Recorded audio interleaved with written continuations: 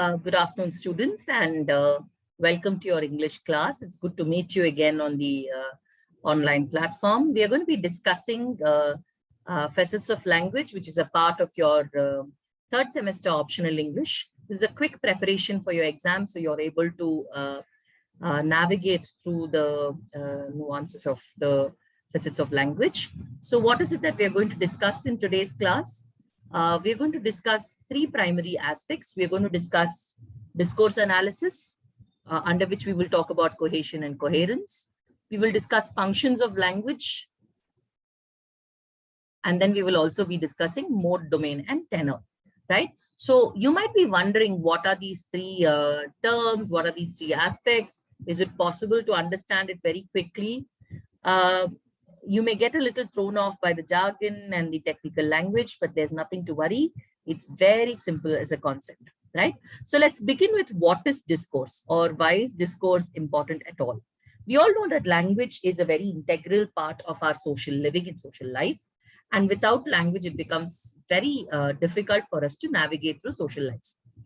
Discourse is a part of language which allows us to understand the way that language is spoken, analyze the way language is spoken or written or presented to us. As literature students, you will remember from our interaction in the first year where we would have spoken about how everything is a text for a literature student, right? For a literature student, everything is text, whether it is an advertisement or it is a TV show or it is a movie, or it could be a poem or a prose piece presented to you, right? So we know that as literature students, we view everything as text. Discourse analysis allows us to identify the nature and functions of these texts, right? So these texts could be anything. I hope this much is clear. Like, discourse is a text presented to you. It could be a conversation. It could be an advertisement. It could be, it could be a message. It could be simply, a signboard that you read, right? Discourse could be anything. What is discourse analysis? Discourse analysis is a method to investigate the similarities, the differences between spoken and written discourse, as well as a way of identifying the specific functions of language itself, right? Every language has a particular function, and discourse analysis allows us to understand this function of the language. Discourse analysis also allows us to understand what was spoken and why, to whom was it spoken, who's the speaker, who's the listener, who's the giver, who's the taker. It allows us to identify these elements and therefore identify the hidden assumptions and biases underlying the text. It also tells us what is the concealed purpose. What is concealed purpose? The hidden purpose of language. For example, if I look at you and say, good morning, students, or good afternoon, students, discourse analysis will analyze what is the context. All right, I'm your teacher. I have come to your class, and therefore I'm saying good morning. Why am I doing it? What is the hidden motive? The hidden motive is I want to set a rapport with you. I want to set the mood for the class. I want to set the ambience for the class, right? And I'm being polite so that you will listen to me during the class, right? So that is the hidden motive. And what is the function of that particular discourse? The function is to convey some pleasantries, okay? So this is something that we have to remember. So the linguistic characteristics of discourse, we have spoken about extensively. We've spoken about sounds, phonemes, the way sounds are made, so on and so forth. This time, we will be talking about two fundamental concepts in the study of discourse, which is cohesion and coherence. What are these two terms? Cohesion and coherence. What is cohesion? Cohesion is nothing but the available, visible linguistic links, right? For example, we would have studied verbs in our school, in our college. We would have studied about linking verbs, verbs that link one word to another. We would also have studied about cohesive devices, devices that are used to add something to a dialogue or a discourse, devices that are used to connect links between one part of a paragraph to another part of a paragraph. I don't know if you all remember, but we had this small game in class where I gave you a sheet of paper and I asked you to write the first line of a story. and it was covered, and the next person would write the second line of the story. Third person would write the third line of the story, and they will not be able to see what is written before. In discourse analysis, when we are talking about cohesion, if you read a paragraph like this, which is not written without any links, right? Opening line might be something else, and the second line might be something else without knowing the background or the context, right? You remember that, remember the funny stories that came out after. What would happen? There is no link or cohesion between the paragraph or the sentences in that particular paragraph. So cohesion or cohesive devices are simply those links of language which provide a recognizable structure. It gives a recognizable structure. For example, if you're constructing a, if you're making a house out of Lego blocks, right? You need those little things that are on top of the Lego box to connect one to the other. Understand cohesion as that linguistic connector or the linguistic link on the Lego box that allows you to construct a discourse or construct a structure. What are cohesive devices? So what are the ways in which you can identify cohesive devices? You will recognize it by words such as he, that, before, therefore, but, and. These are typically your pronouns, your prepositions, your your functionals, your determinants. These are all words that are your cohesive devices. So when you identify these words, you know that you're talking about cohesion. So cohesion is nothing but the linguistic links that are present in a given discourse. So what is coherence then? How is cohesion different from coherence? While cohesion is a linguistic link, coherence is the degree to which, so it's visible. Cohesion is visible. Coherence is not visible, because coherence is the degree to which a discourse makes sense in terms of our knowledge of the world, right?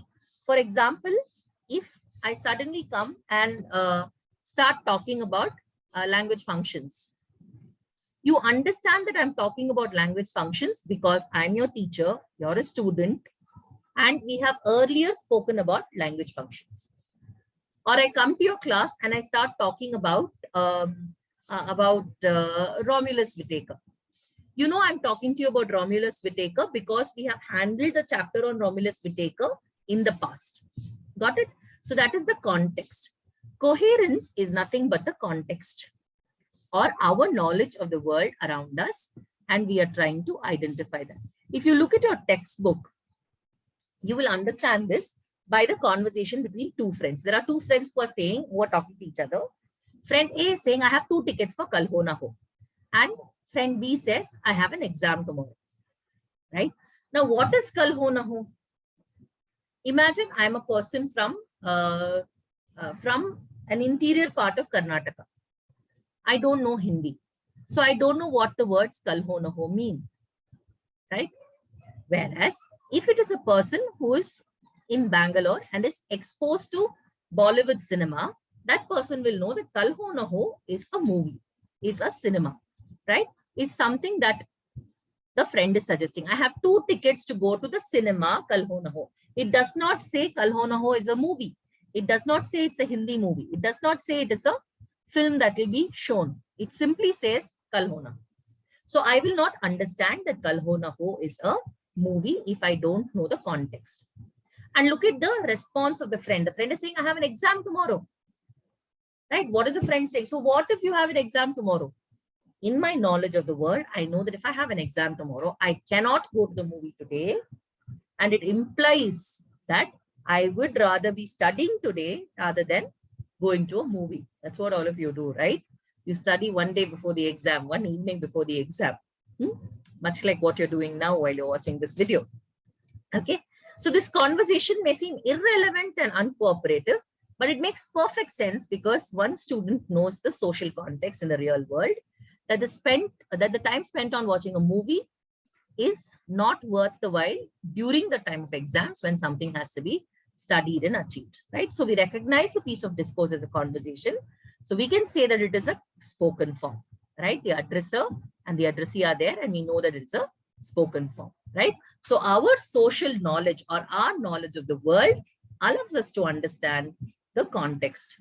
So cohesion is linguistic markers like cohesive devices that you can find in language, whereas coherence is the understanding of language that you have. I hope that you've been able to understand this part very clearly, right? I hope that there is no confusion in this part. Okay.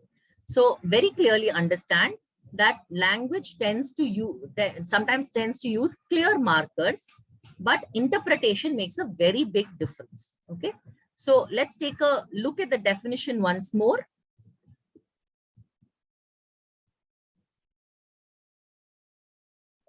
So let's take a quick look at the definitions. Coherence is the way in which a text makes sense to readers and writers through the relevance and accessibility of the way that concepts and ideas are given. Whereas cohesion is the grammatical and lexical connection between the different elements of a text which hold it together.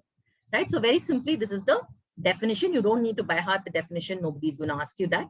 But there is a difference between coherence and cohesion, which you have to understand and explain in your own ways.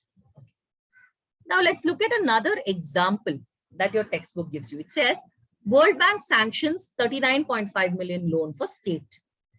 And the second statement says, state bags 39.5 million loan from World Bank. Now look at the difference between these two sentences. While one sentence is talking about how World Bank has sanctioned a loan to the state, the other one talks about how the state has bagged the loan from the World Bank. So in these two contexts, we know who is important.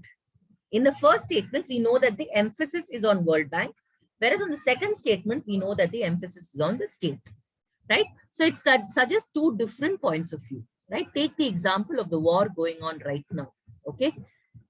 If we look at if we look at news headlines, there's be one news channel which says that Russia attacks Ukraine.